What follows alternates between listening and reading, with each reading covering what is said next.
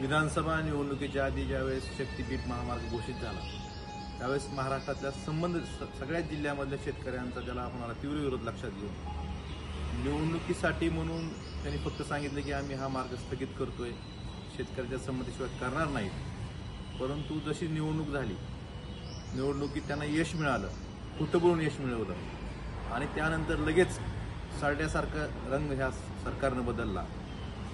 मला त्यांना सांगायचं आहे की तुम्ही शेतकऱ्यांची फसवणूक केलेली आहे। सध्या कोल्हापूर सोलापूर हा मार्ग चारपदरी अस्तित्वात आहे।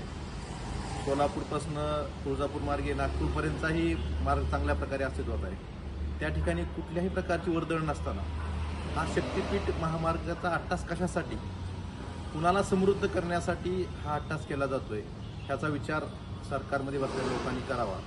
आणि माझी त्यांना एवढीच विनंती आहे की शेतकऱ्यांचा विरोध असताना शेतकऱ्यांच्या अन्नात माती घालून कुणाला तरी समृद्ध होण्यासाठी म्हणून जर शक्तीपीठ महामार्ग आपण करत असाल तर याला सर्व शेतकऱ्यांचा सगळ्यांचा विरोध राहील। आणि हेच पैसे 85,000 कोटी रुपये जे तुम्ही खर्च करताय ते मराठवाड्यातल्या सिंचनाच्या प्रकल्पावर खर्च करा आणि सिंचनाचे प्रकल्प पूर्ण करून आपल्याला मराठवाड्यातली विदर्भातल्या शेतकऱ्याच्या आतमध्ये थांबवता येतील।